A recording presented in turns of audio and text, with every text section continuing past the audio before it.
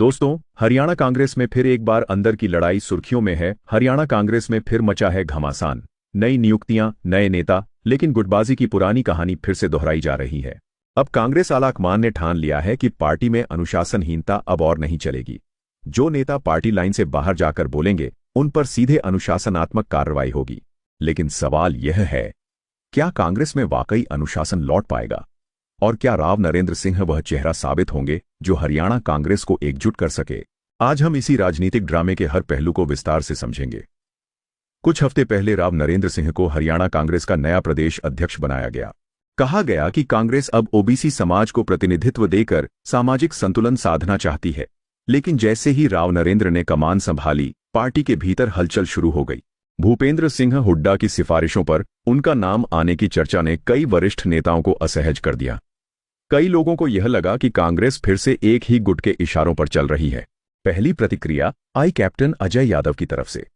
उन्होंने ट्वीट किया कि यह फैसला कांग्रेस के लिए नुकसानदेह है और यह राहुल गांधी की मंजूरी से नहीं हुआ। यह बयान पार्टी के भीतर खुले विद्रोह जैसा था। इसके बाद कुलदीप शर्मा ने बयान दिया कि कांग्रेस कार्यालय अब किसी नेता की कोठी से नहीं चलना चाहिए। यह तंज साफ तौर पर भूपेंद्र हुड्डा की ओर समझा गया। इसके अलावा प्रोफेसर संपत सिंह INLD की रैली में नजर आए, जिससे कांग्रेस आलाकमान की चिंता और बढ़ गई। अब बात आती है अनुशासन समिति की। कांग्रेस में पहले से अनुशासन समिति मौजूद है, जिसके प्रमुख हैं पूर्व मंत्री चौधरी महेंद्र प्रताप। लेकिन सच्चाई यह है कि यह समिति लंबे समय से निष्क्रिय पड़ी हुई है। अब प्रदेश प्रभारी B.K. हरिप्रसाद चाहते हैं कि इस समिति को फिर से सक्रिय किया जाए या एक नई समिति गठित की जाए जो सीधे दिल्ली हाईकमान को रिपोर्ट करे। यह समिति उन नेताओं पर नजर रखेगी जो पार्टी के खिलाफ बयान देते हैं या संगठन को कमजोर करते हैं। हरियाणा कांग्रेस में गुटबाजी कोई नई बात नहीं है। भूपेंद्र सिंह हुड्डा और कुमारी शैलजा की रार आज भी पार्टी को दो हिस्सों में बांट देती है। रणदीप सुरजेवाला और हुड्डा के बीच भी मतभेद हैं। जयप्रकाश और चौधरी वीरेंद्र सिंह जैसे वरिष्ठ नेता कई बार संगठन के फैसलों पर सवाल उठाते रहे हैं। 2019 का विधानसभा चुनाव इसका बड़ा उदाहरण रहा, जहां आंतरिक कलह के कारण कांग्रेस कई सीटें हार गई। अब राव नरेंद्र सिंह के सामने दोहरी चुनौती है। पहली, संगठन में अनुशासन लाना, और दूसरी, उन नेताओं को साथ रखना जो उनके विरोध में हैं। उनकी रणनीति है हर गुट को सम्मान देना, लेकिन नियम सब पर समान रखना। हालांकि यह देखना दिलचस्प होगा कि क्या वे हुड्डा जैसे प्रभावशाली नेताओं के साए में वास्तव में स्वतंत्र होकर काम कर पाएंगे या नहीं। कांग्रेस आला कमान की नजर अब 2029 पर है। पार्टी चाहती है कि तब तक हरियाणा में मजबूत संगठन खड़ा हो जाए। इसलिए अब सिर्फ अनुशासन नहीं, बल्कि ढांचे के पुनर्निर्माण पर भी ध्यान दिया जा रहा है। योजना है कि ब्लॉक से लेकर जिला स्तर तक नई कार्यकारिणी बने, जिसमें युवाओं और महिलाओं को भी मौका दिया जाए।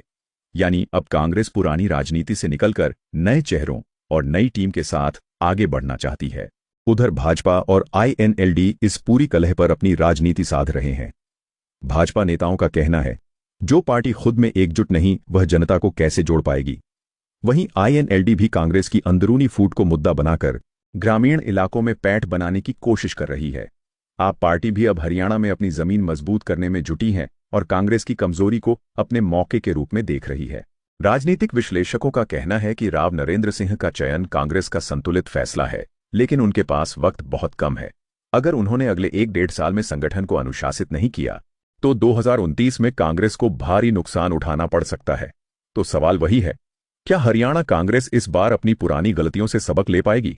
क्या अनुशासन समिति पार्टी में व्यवस्था ला पाएगी, या फिर वही पुरानी गुटबाजी और अंदरूनी राजनीति दोहराई जाएगी? आपको क्या लगता है, क्या कांग्रेस 2019 तक एकजुट हो पाएगी? कमेंट में अपनी राय जरूर दीजिए। अगर वीडियो पसंद आया हो तो लाइक करें, शेयर करें और चैनल को सब्सक्राइब करना ना भूलें, क्योंकि हम लाते हैं राजनीति की हर चाल सबसे पहले, सबसे सटीक। अगर वीडियो पसंद आया हो तो लाइक करें, शेयर करें और चैनल को सब्सक्राइब करना ना भूलें।